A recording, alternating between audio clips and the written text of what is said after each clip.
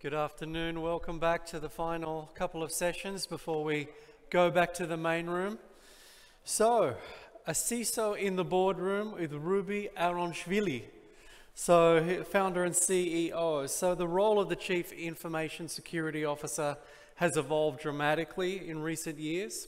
And with cyber risk escalating, CISOs need to step out of the server room and come into the boardroom. Now, we've been saying this for many years at this event, and I'm really glad that you're here to back this up, because security decisions should be aligned to support the business goals, and security can even become a key marketing tool in 2022.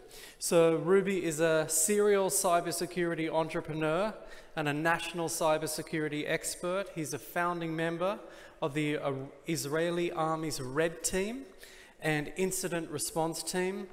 Rubi serves as a trusted advisor for executives in leading Fortune 500 companies and is certified by the US Department of Homeland Security as a world-class ICS and SCADA cybersecurity expert. It's an honor to have you with us here today. The stage is yours. Thank you very much. It's an honor to be here.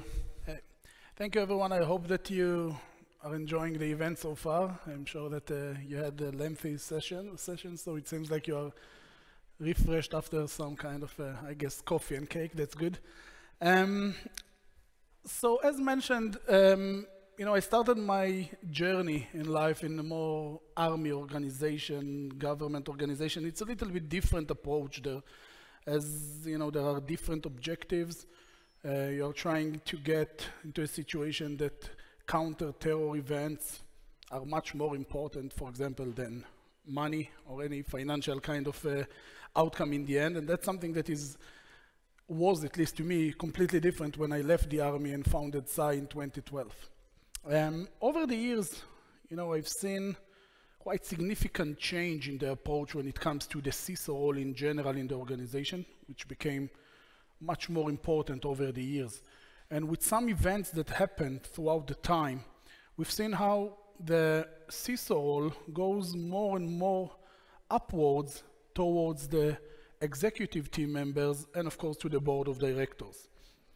Now, the reason for that is that at some point, as we can see here, C-level executives, specifically CEOs and board of directors, they became in a way, personally accountable for cybersecurity implications. Of course, different situations that we've seen in the past made some CEOs, either to leave or to get fired, and some board of directors took personally the hit by a cybersecurity incident in their organization. That's why the concept of cybersecurity became much more proactive when it comes to the board level discussion. So during the last, I would say, 2 to 3 years, I've been around 300 different board meetings when we help organizations present their own objectives, capabilities, and so on. And we've seen how the concept of cybersecurity discussion in the board evolved, changed, and how it, in a way, became much more mature. And I'm going to take you through today some of the things that we see, how you can measure, even by the questions that you get in the board meeting, how mature your board or your organization is when it comes to cybersecurity. And in the end, of course, give you some practical, maybe, approach to how you're going to present in your, maybe, board meeting and get, first, the board aligned with the situation of your organization, with the clear visibility into the organizational risk, and more than that, making sure that the relevant budget, the relevant investment in the organization is going to be made. So from the board meetings that I took part in, right, there are mainly 3, maybe, questions that are being repeated over and over again. Some of them, as you can see, or most of them, are not that mature. And the question of, are we 100% secure? Or how someone can hurt us? Is it even possible That's something that, of course, when you understand the cybersecurity implications, you understand that that's not a relevant question. However, as a CISO in the boardroom, you need to be able to answer that in a way. I can tell you that we see more than 50% of the board meetings that we took part in, this question is being asked at least by a single board member. Sometimes you see a board discussion there that, hey, this is not the right question. Let's make sure that we are asking the right questions, but that's a question that is there. Now, when you go to a little bit more mature organizations, you get a question that, why are we spending so much? Hey, nothing happened this year. Why do we need this security operations center? Why do we need 12 people working in shifts? Nothing happens. No one wants to attack us. We are secure, right? That's a discussion that you can hear in the boardroom. And again, you need to be able to react accordingly. And say, hey guys, you don't understand anything. That's not the right approach, of course. It wouldn't work. And of course, you need to find yourself as a CISO sitting there and trying to explain. So that's, of course, an important one. In other organizations, and again, I'm going upwards in the maturity level of the questions, here we see already a different question about resource allocation. So we understand that cybersecurity is important. We understand that that's something that needs to be done. We understand that we invest in cybersecurity. And now the question is, are we investing in the right places? Which is a good question in a way, but that's something that, of course, we see very rarely. Unfortunately, less than 10% of the board meetings that we've seen, and that's our internal statistics. But those kind of questions in the last years actually pushed CISOs to start and develop different interfaces, dashboards, data collection, which I'll get to it in a second. And that was a very interesting movement that we've seen in the market. But now, before we go there, I think that the question that we need to aim the board towards, if I need to choose one question, and of course there are several, one question that will be maybe the right one, is whether our cybersecurity efforts, strategy, investment is aligned with our business objectives. That actually includes all the things that we mentioned before. Whether we are secure, are we protecting the right things, are we investing in the right places, and how cybersecurity is not only protecting our organization, but also supporting our marketing, and in a way even go-to-market approach by differentiating the organization with cybersecurity capabilities. That's something that will be very interesting for the board of directors. As you know, sometimes there is a perception that the board of directors discussion needs to be very high level. That's not the point. It should be detailed. It should be detailed in the way that they understand. If we come with something like this, right? We take the NIST framework, you're all familiar with the framework, and we start to measure our maturity level in each and every one of the categories, and we put that in front of the board. That's a detail level that they don't understand. I will say it maybe in a more brutal way, they don't care, right? So they like details, they love numbers, but not those numbers. So we need to be able to translate the information from that to something that they first can understand, so we don't see them looking like this, which we usually see when we see these kind of interfaces. So being able to speak in the board language, that's maybe the most important part, and that's what we are trying to get to today. So let's try to break it down piece by piece. First thing, what is the risk to the organization? Financial risk in general, this is a tricky one. That's a very hard problem. How do you get into a situation that you are able to quantify the cybersecurity risk in a monetary way? That means to put a dollar value risk near each and every one of your business critical assets. That's not a simple thing to do. However, there is a way to do that.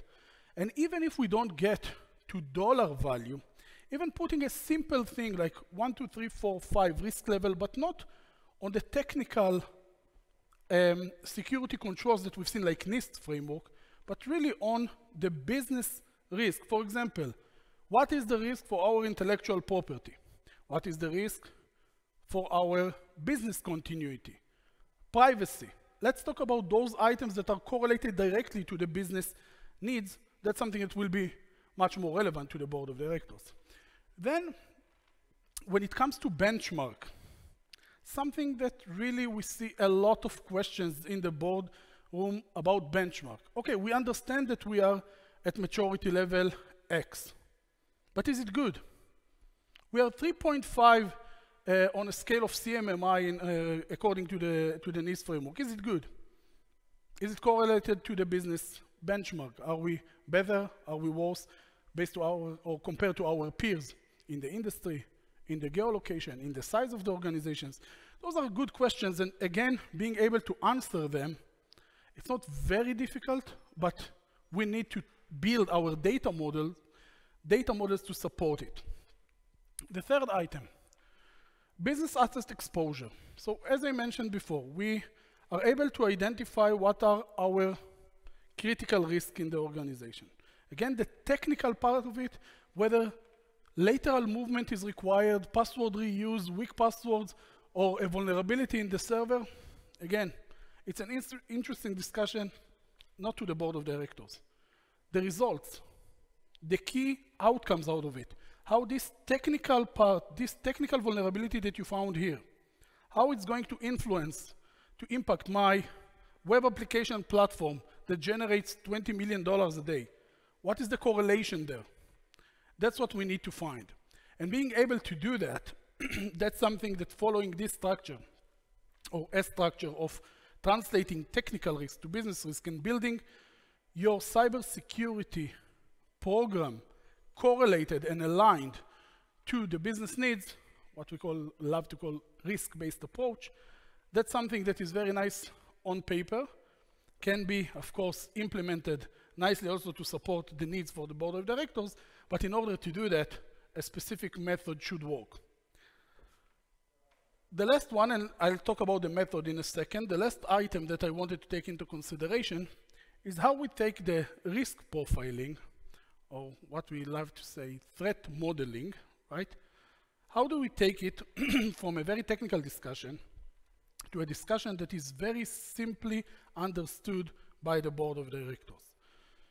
You know, we've done that multiple times, and at the beginning of our journey, we started with drawing an attack tree. That's part of our product. A full attack tree, how a specific attacker can get to a specific business critical asset. And then we've seen people sitting in a boardroom and they're, you know, staring in the sky, staring in their mobile phone and so on. They don't understand that, right? But when you say, hey, listen, you know that an internet attacker with only 2 steps can get access to your healthcare data in your organization, that's interesting. They don't care how you can do that, but they do care what you can do and what will be the consequences out of that. So here is the model that we propose. First part of the model is be able first to draw and understand your technical risk profile. You need to understand that. You cannot translate it into the business risk without understanding first the technical risk. Being able to do that, there are multiple ways to do that, from security assessments, red teaming, penetration testing. You all know about that. Those are different capabilities, but the point is, how do you collect the data and make sure that you understand the business risk or the organizational risk, and not only a specific network, a specific application, or I don't know, a specific interface in your organization. Try to understand the business scope. That's one. Once you've done that, being able to quantify the likelihood, the way that we do that, by the way, is by generating or creating a specific attack tree. That means starting from a threat source, can be external attacker, internal attacker, and so on. On the other side of the graph, we put the business critical assets, what we are trying to protect. That's a very simple question, right? What are you trying to protect?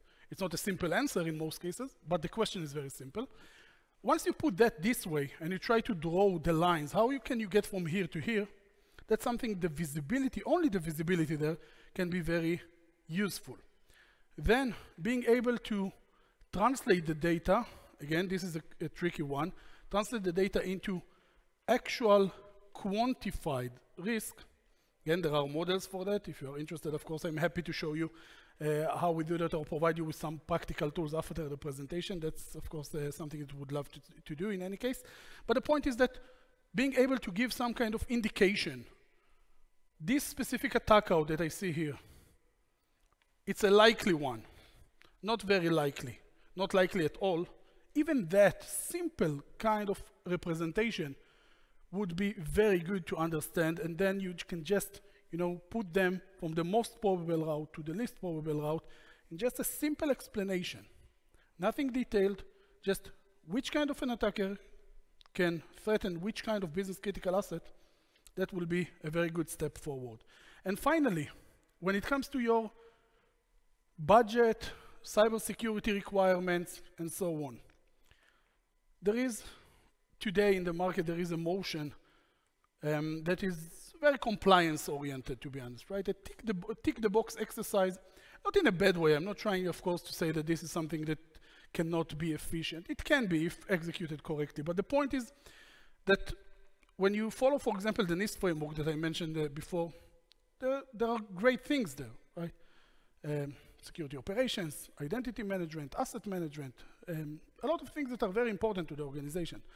But how do you know what is first? What is the most important thing? When you start, do you need everything? Everything important at the same level?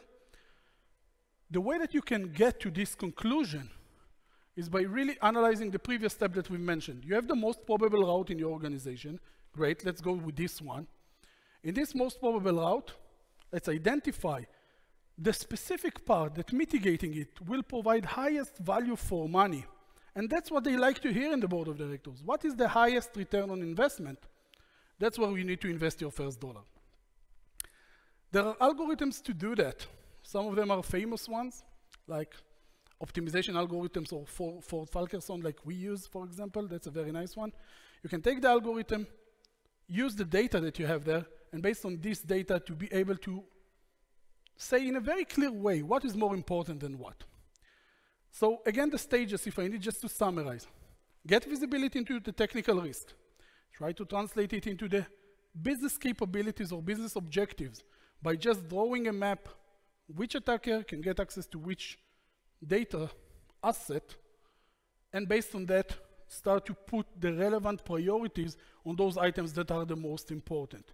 In the end of the process, you end up with something like here. You can see at the bottom right, which kind of an attacker can harm which kind of business critical asset and what is the maybe severity level of that. I can tell you, that is something that we spend around half of the time in a board meeting just discussing that. This overall concept, that's something that is now becoming a standard. I can tell you that in all board meetings that we are presenting, and that's something that became also very usual, this interface is being presented. Of course, there are some others that are more detailed, but this one is being integrated, analyzed, and they understand the process in the end, right? Budgets are accepted. It's very clear understanding why we need that. And in the end, we are able to first make the board of directors understand the situation, and second, to supporting the cybersecurity initiatives in the organization. Thank you very much for your time. If you want to get in contact, feel free. This is my personal email. You're more than welcome to reach out, and I can send you some materials, and we have some materials here as well if you want to take those specific information items back home and see how you can integrate it into your organization. Thank you very much for your time. Thank you so much.